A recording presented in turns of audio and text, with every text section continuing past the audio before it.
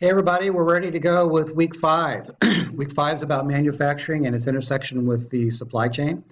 It's almost impossible to talk about manufacturing and not talk about lean for a little bit because lean is obviously a very key component of most manufacturing operations and processes today. So we're going to talk about it a little bit. We're not going to talk about it in the classic sense of a lot of definitional type stuff. I think you all know what it is. It's basically identifying and eliminating waste. And many of you are much more experienced in it than I am. Though eliminating waste, we've all been trying to eliminate waste because that's eliminating the number of picks or expedite your pick route or whatever it may be all along. We just didn't know what to call it at that time. But we're going to talk about lean supply, about lean manufacturing. We're going to talk about specifically how lean manufacturing affects certain processes within the supply chain, and that's material handling, inventory, quality, and customer satisfaction. I will say this, is that lean manufacturing has to be complemented by a lean supply chain or a lean logistics solution.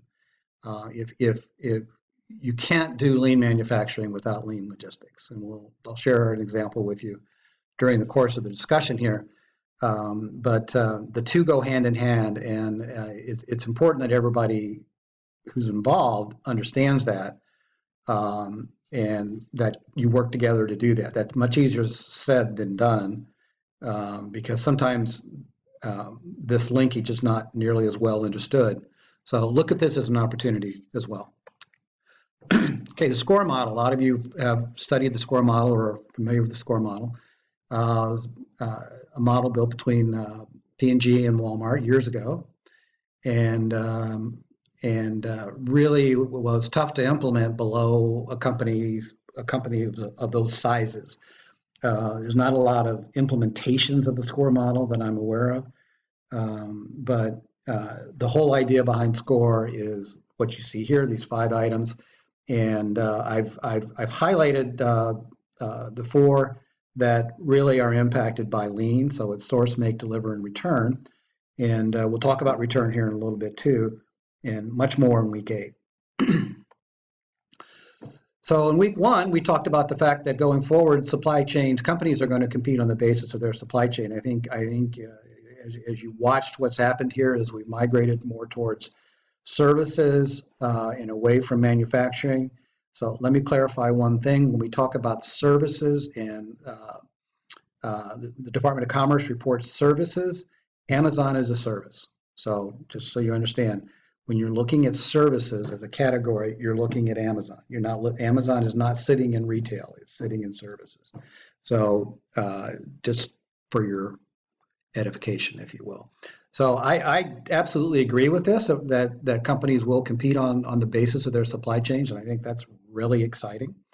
And so how do you compete? Well, you compete clearly on differentiation, either your product or you have some kind of a service solution, which could be omni-channel or whatever, could be a drone. Whatever it is, you've got some way of delivering a product better than your competitor or producing a product better than your competitor. And lean manufacturing, if you look back to the SCORE model and the influences there, we're going to try to talk our way through, and you can see how that can happen. Lean, of course, is particularly influential in the cost leadership side. So it's anytime you can take a move or a handle or a pick or whatever, or a pile of inventory out of the place, you're taking cost out. So that's self-evident in itself. The other thing is the fact that it really enables or can enable a quick response strategy, which in today's market, which is becoming more and more defined as a convenience economy, where it used to be kind of service economy, it used to be defined as a service economy, it's now transitioning to something called a convenience economy, which is I want it when I want it. And that's challenging from a supply chain perspective, and as a result, all of the activities within the supply chain have to be aligned around that single strategy that comes out of demand planning. So let's take a look at lean manufacturing as it pertains to some of the supply chain activities. So in the material handling, we just covered this. You want to minimize your travel. You want to minimize the number of times you touch the product. You want to have a simpler, more direct pick route. You want to route your warehouse activity in a directed way. You don't want it's much more productive to tell people where to go based upon certain criteria than it is for them to go find a place to put it and then come back and tell you that's where they put it. Come back and tell the system, or come back and do whatever they do to tell you where it is. Tell them where to go, because you want to look at a variety of factors and parameters in making that decision. And simply stated, the computer's is in a better position to do that. Quality. This gets back to partly to the reverse side as well, the order processing side, but quality includes that. And it also includes just the fact that if you do have some kind of a problem with a component or an assembly or something, whether it's an internal or from a supplier, if you can make smaller lots, there'll be less to pull from the market or recall or replace or fix. So that's the strategy there. In inventory, the smaller your inventory lot, the less inventory you have to carry, as long as you have built that lean logistics solution in there, so you can accommodate the smaller inbound and the outbound queues that comes from smaller lots and smaller, more frequent shipments and smaller sizes and all the other activities that go with that. So this is an area that it has to go hand in hand. I mean, it's traded off against the cost of carrying inventory and working capital against transportation costs, and space is another one too, because obviously the smaller the lots, you're going to take it hopefully closer directly into the production line. Customer satisfaction, again, in this convenience economy we spoke about, the higher the quality, the faster you're going to be able to recover from a change in demand that you need to adapt to quickly, and because you're making smaller lots, you'll have a better shot for a better on-time delivery percent. But the cost is a smaller lot, so there's a manufacturing cost associated with that has to be traded off against a supply chain cost, and that gets done in finance. But somebody's got to drive that analysis, and hopefully it's the two sides, manufacturing and supply chain, working together to make this work.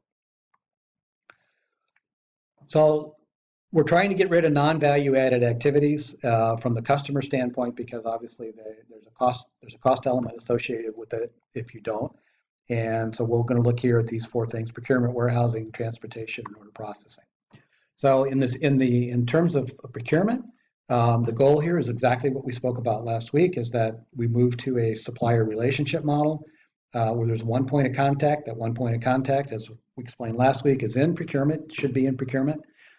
There should be one contract, there should be one price. Do you apply it to all suppliers? No. You supply it to the critical suppliers that you need, that you absolutely have to manage, that are absolutely critical to your business, and those that when you do risk management and you're doing a risk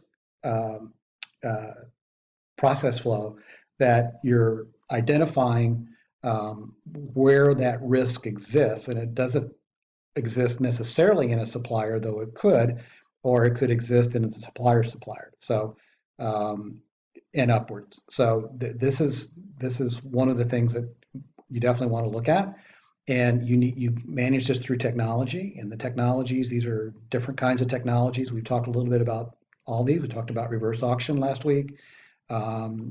Terms has a key thing in terms that if it's a delivered pricing item, you're probably paying too much, and secondly, you're not in control. So this is a strategic decision on the part of procurement as to whether or not they want to control the inbound freight, or they want to hand off the inbound freight and its cost handed off to the supplier. Different companies have different ways. There's no right or wrong. There's just a decision to go one way or the other.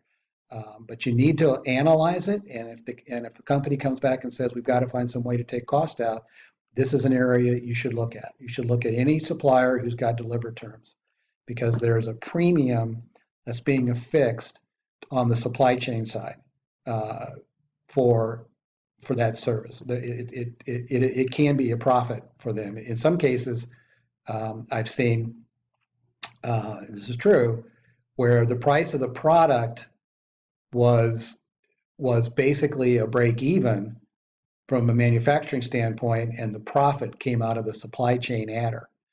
And it's because the procurement guys weren't looking at the supply chain adder, didn't understand it, didn't know what went in it, and as a result, we're paying significantly more than the real supply chain adder should have been if we had been managing the inbound freight. So this is a good place for you to go look. If you haven't looked there, look at your delivered suppliers and see if there's any opportunity. And then pay your bills on time, because if you don't pay your bills on time, your supplier is not going to back you anyway. In the terms of warehousing, you want to get rid of the inventory. We've talked about inventory reduction techniques last week, so we don't need to go there again. Anything you can do to reduce inventory is going to be transferred into lower cost, maybe a lower size facility, maybe a different kind of material handling system that's going to allow you to use get better density of your product.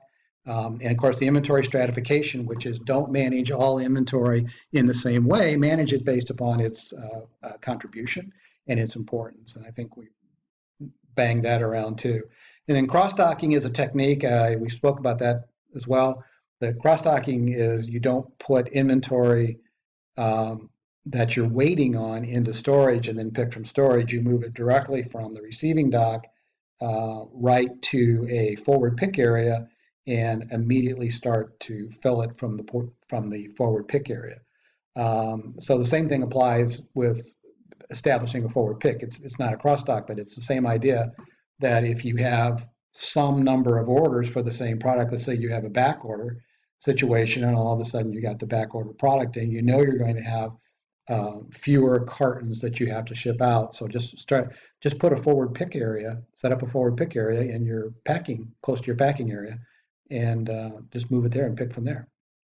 So then you just do an order. You do a SKU release instead of a customer release of an order. Transportation. This is a real fun one here. I've had a lot of fun with this over the years. The whole idea of lean is that you're trying to consolidate, so you have the fewest carriers at the largest shipments without compromising your service. You want to streamline the number of carriers, and you want to manage your dock and your yard space to really enable two things. One, you want your inbound freight to move in when it's supposed to move in accordance with the lead time you've got set, because it's needed by the factory based upon that lead time. So if you have a congestion issue at the receiving dock, there's a risk that you're going to disrupt manufacturing. And the more carriers you have, the more appointments you have to have for them to bring in smaller and smaller consignments. So the example here is a factory in Texas that, not a very big factory at all, that was having trouble implementing their lean manufacturing process, and it turned out that the gating item, unbeknownst to them, the gating item was a receiving dock, and the reason the receiving dock was a gating item was that the shipping manager had spread the volume out to 25 or 30 different carriers, and he only had one dock. So it's virtually impossible to have 30 carriers bring in a small consignment of anything in one day like that with one dock. It's just not possible. So what they were experiencing stockouts of products that local products actually they sourced that they couldn't get in because the shipping manager had all these carriers handling all of this cargo. And his reason for doing that is neither here nor there, other than it's absolutely the wrong strategy. And when you're in a lean supply chain process, you don't do that. So by illustrating that, we were able to get that changed. And I think there was a change in the shipping manager. But anyway, this is all part of it. And this idea of if you don't have a lean logistics solution, you're not going to have a lean manufacturing because you're going to constantly be expediting around the routing guide. And that's exactly what was happening. And then on the order processing side, this whole idea of reverse, which we'll talk about in week 8, And I think when we get there, you'll get a sense of what that's all about and how the reverse side, what happens when products come back, which is a quality issue for a multitude of reasons, that will become more clear to you. So otherwise, the other thing you look at from a supply chain is, and my heavens, that we beat this up, the whole idea of visibility. So I mean, this is the other way that you lean it out by getting visibility, by getting connectivity upstream and downstream, and sharing forecasts, working in a very collaborative way. I think that's been well established.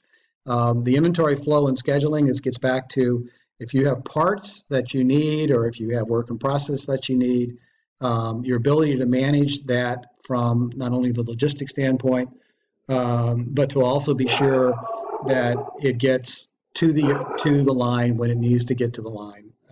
The smaller the lots, the less suppliers you have. If you can consolidate suppliers, it's going to make that more doable. Okay, waste management is waste management as a result of factors that we've identified here: product design, resource use of scrap and recovered, and quality again. So let's take a look at these. Okay, product design. This is a biggie. When you deal in countertop appliances that I've done for the last 10 years now, one of the things that you find interesting is the number of what we call jars, like on food processors. When you look at the jar that goes into the food processor, two things have come up and have been just stand out and kick you in the teeth. One is that the motor and the way that the jar fits into the motor and then how it turns underneath is not standard. And the dimensions, the actual diameter, the dimensions is not standard. And so therefore you can't interchange jars between various SKUs.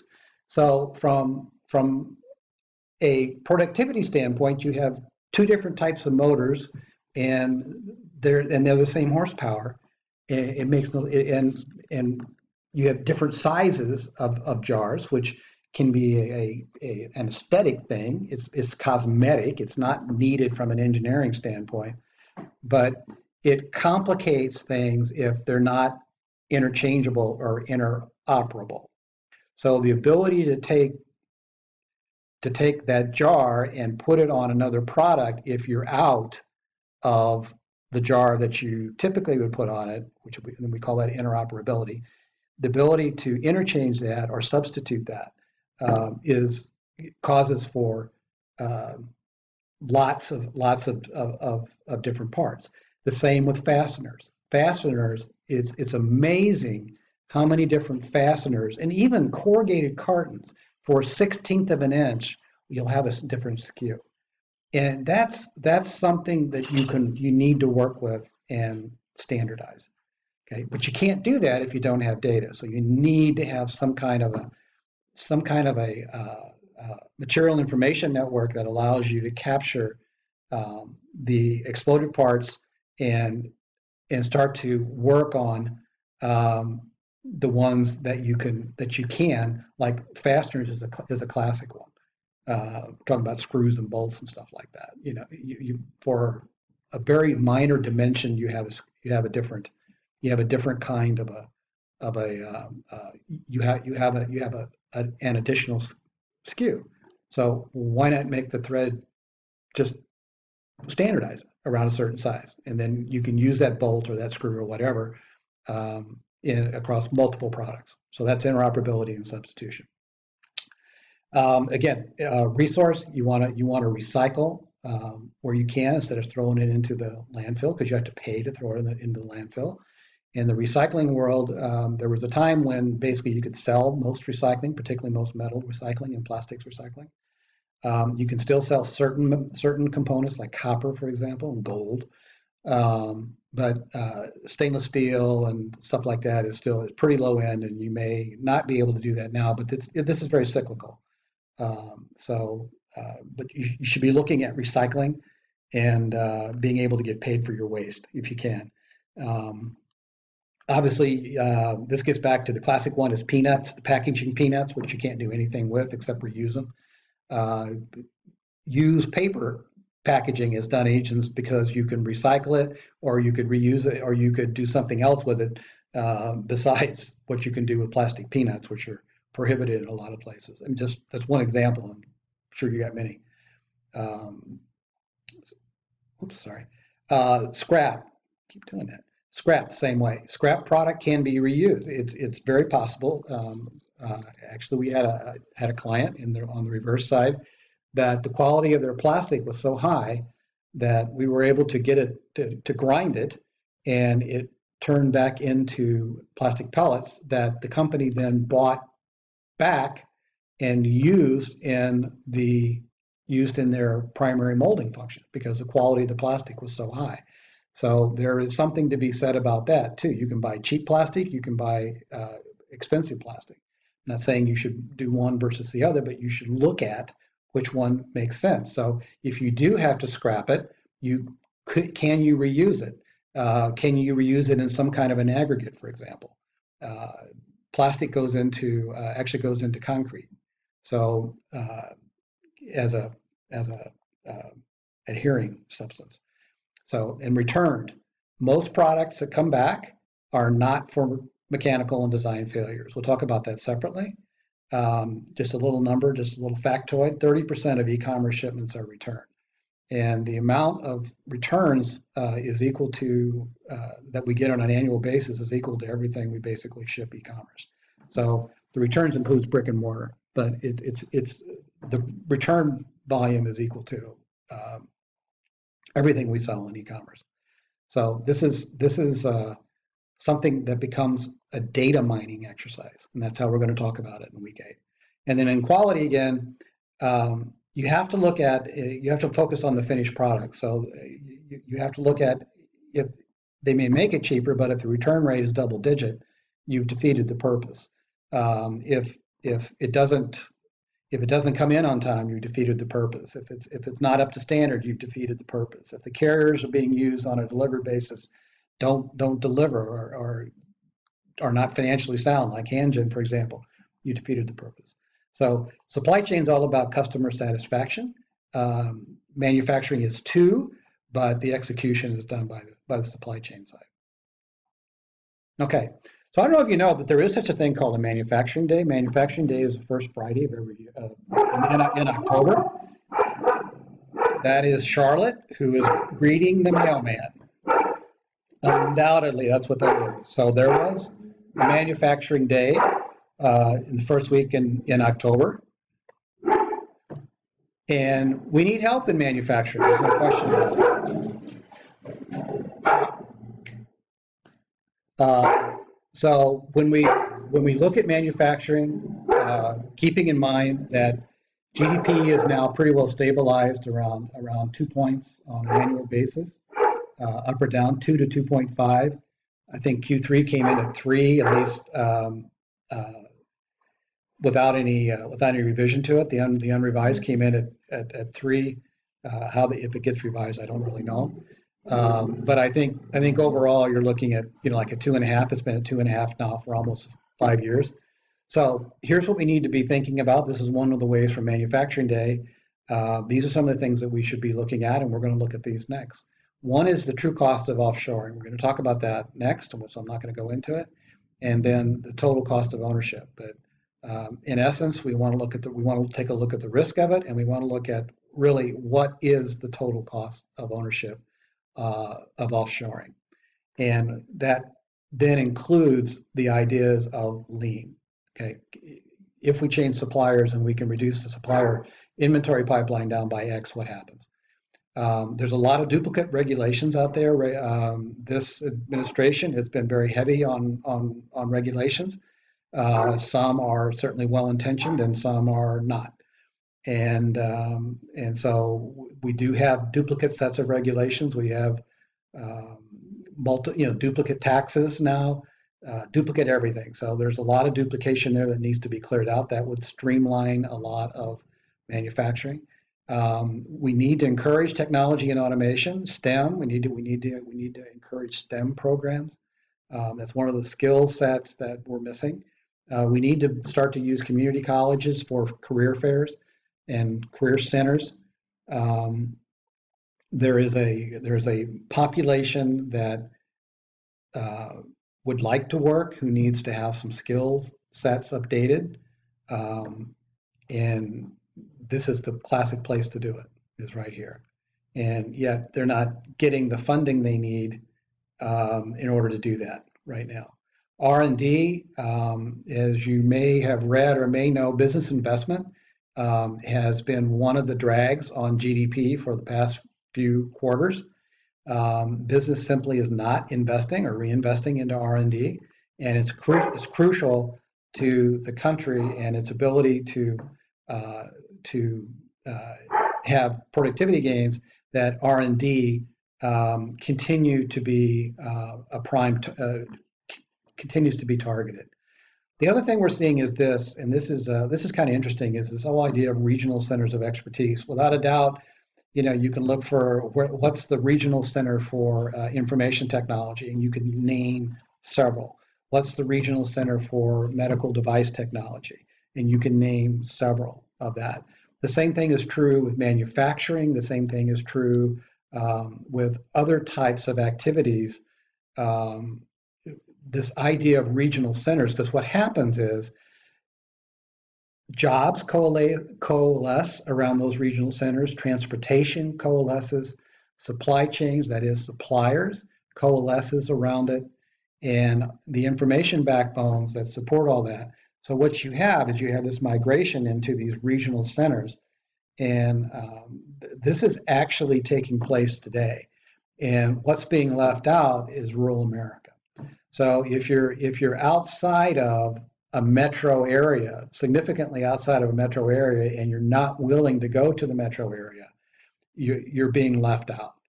And if you're in the rural area and your industry like coal is being de-emphasized,